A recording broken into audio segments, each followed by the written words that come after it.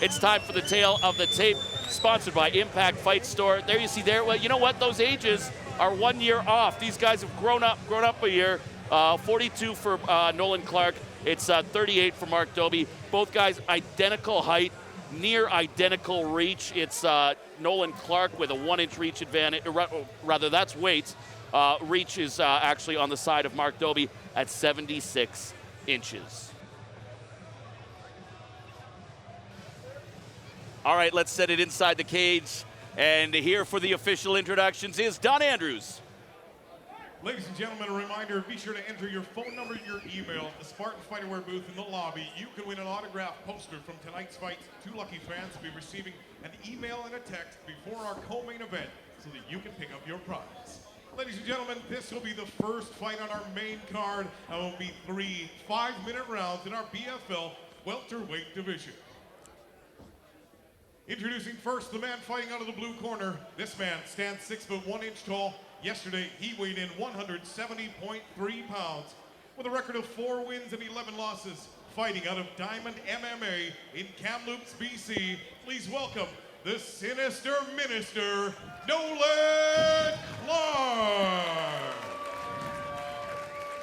His opponent, the man fighting out of the red corner. This man also stands 6 foot 1 inch tall. Yesterday, he weighed in 169.3 pounds with a record of 3 wins and 3 losses, fighting as an independent here in Penticton, British Columbia. Please welcome Mark Dobie.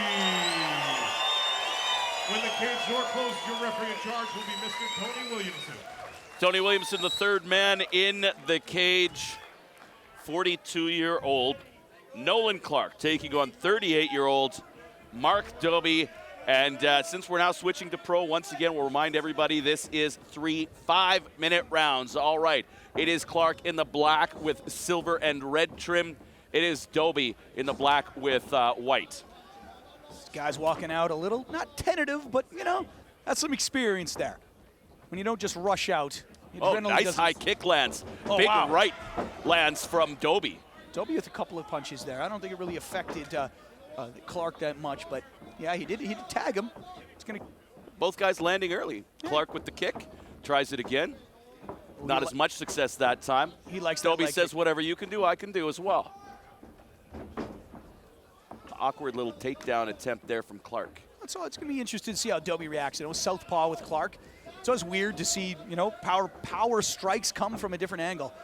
Nice leg kick from Dobie. Clark looks to answer. Well, if these guys are deciding right now to keep it standing, first thing I look at is the feet, the footwork.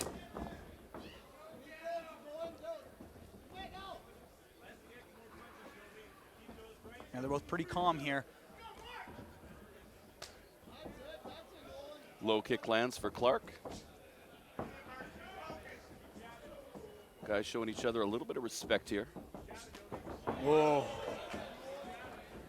Some mean intentions from both men there. And that's it, right? Both with their power hands. A right from Dobie and a left from Clark at the same time. Clark looking to counter with that left. Now goes for the takedown and he gets it right up against the cage beside us here at our broadcast position. Clark trying to look to control the legs, gets it back down to the ground, and he's in side control. Yeah, good double leg there by Clark.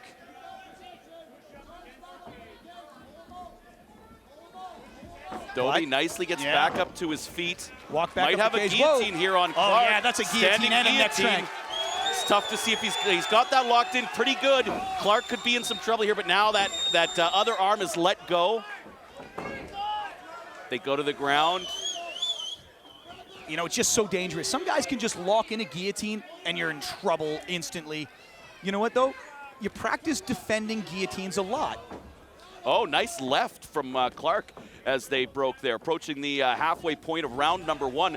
Clark now coming in looking to throw that left. Yeah, that's an overhand left, his power hand, looking to land it, but they really didn't have much on him. Good takedown, though, by Clark. Locked back into that guillotine, that potential. It's almost like Dobie allowed that to happen so he could try for this guillotine. He does have the hands locked. I'm not sure if it's that tight. Now he lets it go, but uses the cage. Tony Williamson says that is not allowed. No fingers in the cage. No, it's a great move by Clark there. You know, if you get into a guillotine or somebody's got you potentially to choke you out, you know, if you curl up your body, your knees and your hips towards your own neck, you're going to easily you're going to take the pressure off and usually escape. And that's exactly what Clark did there. And now it's Clark taking the back of Mark Dobie. He's got plenty of time. He's got a body triangle too.